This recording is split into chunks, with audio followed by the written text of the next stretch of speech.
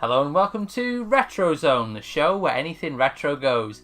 And this episode, I'm not alone. I'm with Jemmy. It's me. It's you. It's me. So what we here to do today? Today we are going to talk about point-and-click games. So for the uninitiated, what are point-and-click games? Okay, so point-and-click games are kind of exactly what they sound like. They are games where you are usually in the third person. Is it third person or first person, where it's in your vision. And you look around and search for things, and you're usually trying to solve a mystery or find clues. It's essentially like a mystery game. And usually involves puzzles as well. So the reason why I've got Jemmy on today is because you've said many a time to me in the past that this is probably your favourite genre of video game. Yeah, I do like a game that will kind of challenge me. I do like the searching aspect of it, and I like, usually there's a mystery involved, which I like. I like to solve the mystery in that. But I love them. They are my favourite. There are few and far between nowadays.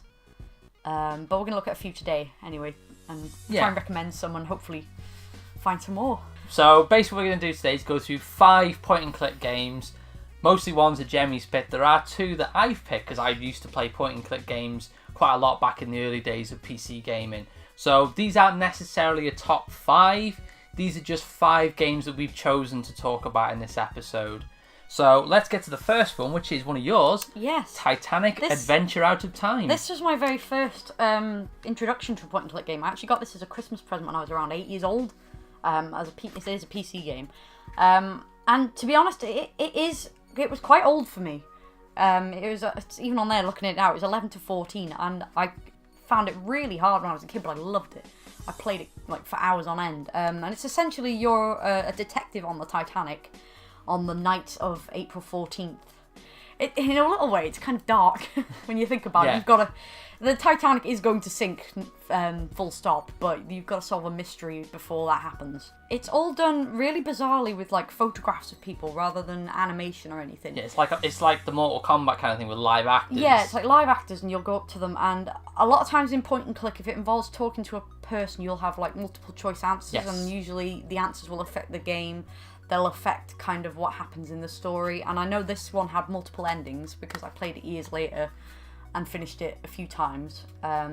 Depending on what you manage to solve in the mystery depends on if people live or die, whether the war happens. It's quite weird.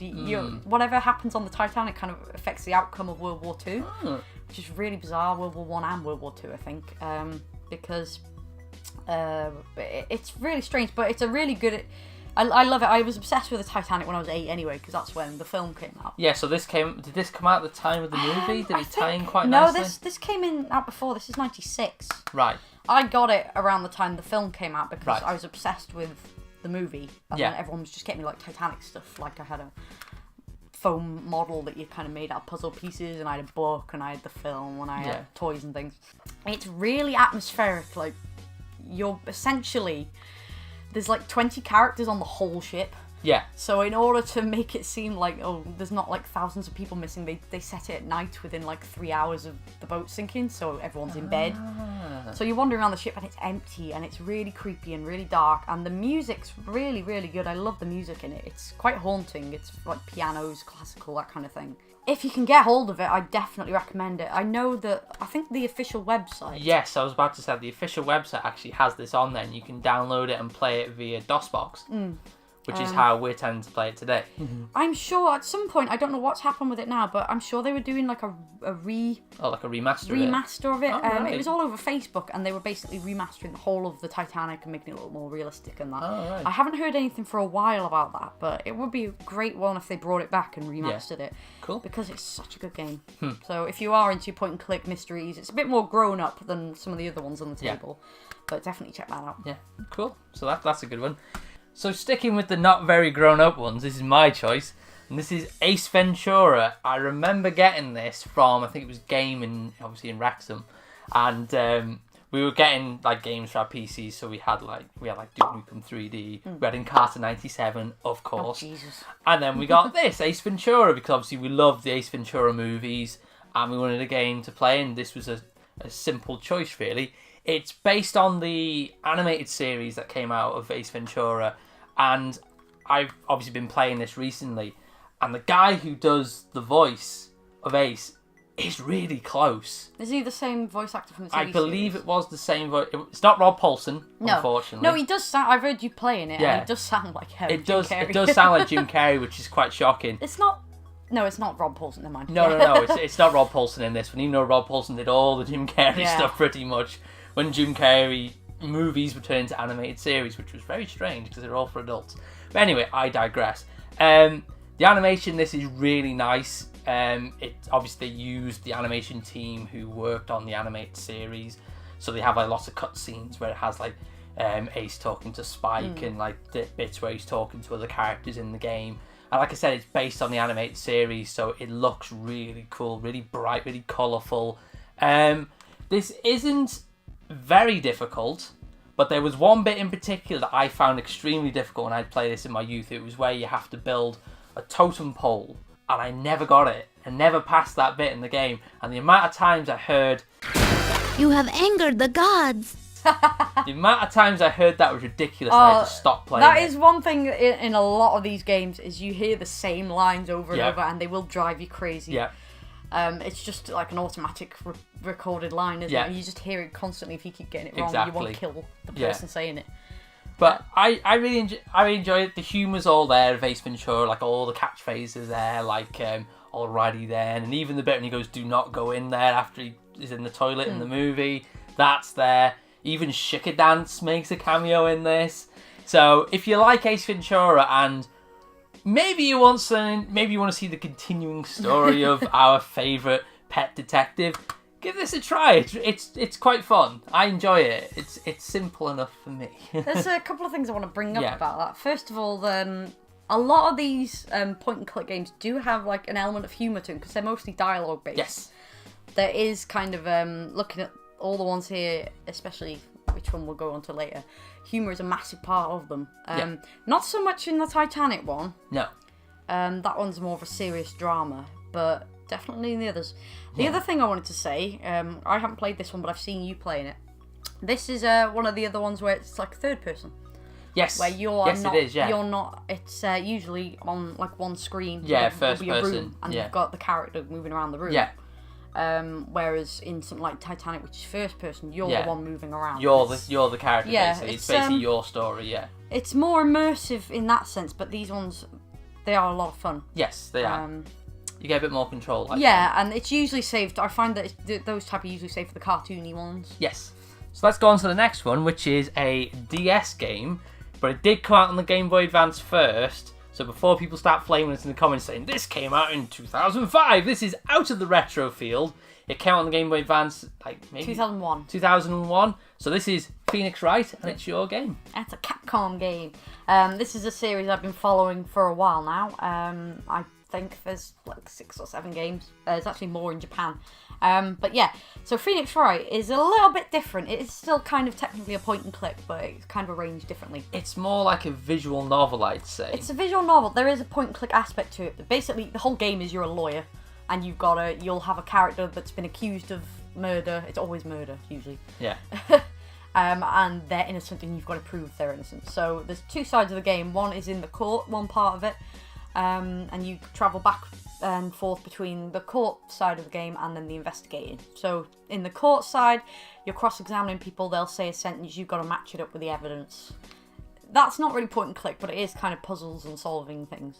The investigation part is essentially a point and click in the first person. You're basically going around. You'll be in a room, you'll shuffle through rubbish and things and find objects. You'll find like evidence and clues. The difference with this is that the backgrounds don't interact with you like they would in like Ace Ventura, where you'll touch something and I don't know, a table will fall over and then there's something hidden behind it. Or you'll touch something and a witty phrase will be played. That doesn't happen in this. It's more a case if you've got a still background image, you'll click on a bin and the text will tell you what is happening. Like, I look in the bin and there's a scrumpled up piece of paper. Yeah. But it is still really fun. It is kind of a visual novel as well. There's an ongoing storyline throughout all the games. So would you say if you're a new person to it, start from the beginning? Oh yeah, definitely. I wouldn't recommend. I did try playing the second game first, and I just got completely lost and I gave up. This one, I only started playing this when the DS came out, which was of the Well, original probably- DS. it It was probably probably ran around about the the same same time time. the game came out, but I tried playing it about 3 times, and I kept buying it, playing it, getting stuck and selling it, and I kept giving up. But eventually, I kind of powered through, and I fell in love with it, and now I've got them all. Yeah. And they're still going. There was one out a couple of months ago on the 3DS, like a downloadable one. It still keeps to the same kind of gameplay, but they've added new things, like in the original game, all you can do is cross-examine people. Yeah. Now you have things like you have your senses, and you can use your senses to kind of tell when a person's lying, and it got a bit stupid, but at the same time it's very bizarre. Yeah. And again, this is one that's really funny. It's got a lot of humour to it. It's very anime sitcom kind of thing, so if you love anime, it is like just watching an anime, and they did make an anime of it. Yeah. But yeah, I love them. I think they're great. They are, I would say, if you enjoy point and click and you enjoy solving puzzles and mysteries and things, they are a good one to get hold of. And this is like dead cheap now. You can get it like probably really? oh god, yeah. You can probably get that for a tenner. All right. I thought it would have been a bit more expensive. No, I'm pretty sure you can get the original sort of trilogy on like a DS download. For a couple of quid. And they're not that much. So yeah, that's another one of my top picks and recommendations. Cool. This is one of mine. It was the last one of mine. And this is Day of the Tentacle, which is a sequel to Maniac Mansion. Okay. Brought by the great team, which is unfortunately now defunct, LucasArts. It's unfortunately not around anymore. It's just a continuing story of Bernard and his pals. And the Tentacle who's on the cover of the game is out to take over the world because he drinks some chemicals that are going into the sewer, and that's how he gets his arms. Right, okay. Yeah. But it's a very, as you would expect with a LucasArts game, it's extremely witty. It's a third-person point-and-click, which seems to be a trend of mine. Like I said, it's really witty with the LucasArts thing, but one thing I found really interesting, because I was playing this today to capture footage for this episode, and 2 of your characters, one goes backwards in time, one goes forwards in time. Okay. And you have to like alternate between the 3 characters, and you have to send stuff to each other through the porta-johns. It's a toilet. It's a toilet that's a time machine. Right, okay. But yeah, you flush stuff down the toilet and it goes to the other character. Like there's a bit where you have to flush a help wanted sign to the guy who's in the past to be able to talk to a scientist to get him to help you. So you give him a help wanted sign, he thinks, oh, I need help. Here's a lab coat, you can help me in the lab. It is, they're very problem-solving things. Yes, they are. But sometimes the problems you have to solve make no sense. Yeah, and this actually got a remaster as well recently. Day of the Tentacle remaster, which is out for like PS4 or Xbox One. I think it's on Steam as well. But I really like playing the original because I remember the days when I used to play it on my PC and you had music and that was it. No voices. There was voices in the game, but my PC wasn't powerful. My sound card wasn't powerful enough to have the voices, so I had to have subtitles and everything. Then lo and behold, I play it today. I can hear what everyone's saying. It was marvelous. Yeah, a really fun game. If you don't want to play it on PC and you want to play it the really nice polished version, get the remastered one because they've obviously ironed everything out and it looks gorgeous. I'll have to have a go at that one. Yeah. It does sound fun, especially with the time travel aspect of Yeah, the time travel. yeah. But if you meet people like George Washington and Ben Franklin, Of course, and people like that, so it is fun. But yeah, if you like the LucasArts games, and if you have, I suspect you've already played this. But if you want something really witty, fun, and just doesn't care really, because it just doesn't give a damn. It just goes for the humor all the way. Give Day of the Tentacle a cry. I highly recommend it. A try. Give it the old college try. Yeah. I highly recommend it. So let's get to the last game on our list, and it's your game once again. Yay. It's Broken Sword. Most people that know point and click will have heard of Broken Sword. It is one of the big ones, and probably, in my opinion, the best one. This is the first in the series, The Shadow of the Templars. So if you kind of look at the cover, it looks really kind of morbid and boring, but it is really, really quite a colourful and fun game. It looks. Look at the. If I was just to look at, if I was to look at the cover, I would think sort of low end. Low end like B, maybe $3.99 game. I wouldn't think of it as like this big epic game that it's become. They're really, really good. So basically, you're playing a character called George Stobart. He's an American tourist. He's a great character, really, really funny. The voice actor who does him, I think it's the only character he's ever played or something, but he's got a great sense of humour, really great acting, great voice, and you basically fall in love with the character. He's kind of a smart alecky, hey, I'm George, yeah. But the whole point of his character is he's like nosy and he keeps falling like arse backwards into problems and terrorist attacks and that. Which is what happens here. He's on holiday in Paris, there's a terrorist attack, and then somehow, through poking his nose in, he gets wound up in this conspiracy and he meets Nico Collard, who's a French journalist. And they kind of form this team, and that's the team that will take you through to the rest of the games.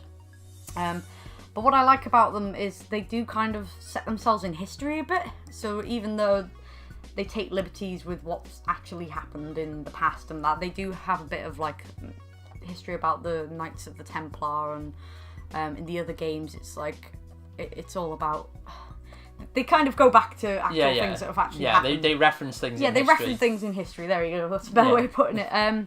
Which they do with this. They also have some great locations. So a lot of the game you're travelling constantly. So you go from Paris, there's a bit where you go to Spain, there's a bit where you're in London, which I personally loved, and it is... there's actually a scene in the second game where you're in the Natural History Museum. Oh, right. And I've been there, and it's like... and it does look like them, it's really cool. They actually, the backgrounds and everything are fantastic. So in terms of that, that's what I love about the game. It is sort of vast, massive, colourful, funny. And it's all 2D animated as well. Oh yeah, it's all 2D animated. Really nice animation as well. The third and fourth games were 3D. Right. Which were kind of hit and miss. I've been told that the fourth game was really good. I'm not so sure about the third one, but I need to play them both. This is one of the games where I've gotten stuck the most because some of the puzzles are so out there. You're like, why would you even do that? But when you think about it, it's quite funny. Yeah. So yeah, this is a big one, I would say, for anyone who loves point and click. Would you say that's your main recommendation? Yeah, Broken Sword it's a classic for a reason. Yeah. I would definitely say you can play any of them without knowing the history. Like I said, I played the second one first. But it does make references to the first one, so it's more fun if you play them in order. But you can kind of pick up anywhere. But you can pick them. They do get bigger. I would say the second one's quite massive compared to this one. In terms of where you go and the scenery and the kind of things you can get up to. It just feels bigger. Right. There's more at stake and all that. Yeah. But yeah, I enjoy them all. I think you should really give this a go. And they've done remasters of a lot of these as well. Yes, they have done remasters. The remastered one for the iOS... they've even added like new scenes and things as well, new voice acting. They still have the same voice actor for George after like 20 years. Yeah, he's still around. And I hope they will continue to make more, because the latest one was actually made, I think it was Kickstarter. Yeah, it was a Kickstarter campaign. It was a Kickstarter campaign to make a new one, and they succeeded like way before they needed to. Yeah. And they made it, and it's awesome, and I love it. So hopefully they'll make more. More. Very cool. So there you go, folks. That's 5 point-and-click games. Like I said, I'm not too traversed in these games, but that's why Jemmy's here to guide us through this point-and-clicky world. Yeah. Yes. So I know there's probably a lot of games that people are shouting at the screen now, saying, "Why didn't you include Curse of Monkey Island? Why didn't you include?" There's probably loads of others which I can't think of right now because Myst and things like that. But as always, there's ones that you guys can recommend. So if there's any that we haven't mentioned here, please put them in the comments. And you never know, we may do a point-and-click games too. Maybe, where we check out some of the ones that you guys mentioned. Certainly some more that I want to play. Yeah. From like online lists I've seen and that. The DS, the Nintendo DS, is perfect for point and click. Same as the iPad. It's just built for it. Yeah. Because you're searching around, you can use the stylus or you can use your finger. Yeah. They're built for them. 2 that I would recommend on the DS. I know they're not retro, but we're gonna recommend them. I'm gonna recommend them because I'm not retro. You can get hold of it. This is quite a rare one. Another Code. It's a gorgeous little game, quite creepy, and you're basically a young girl who goes to look for her dad in this mansion. And you're literally just searching around a mansion that you've never been to, this island and that, and you meet a little ghost boy, and you've got to sort of solve the mystery of how he died and where your dad's disappeared to and why you keep finding little things all over the place. It's really clever the way it uses the DS to kind of, you can use the stylus to, sometimes you have to spin things around. Yeah.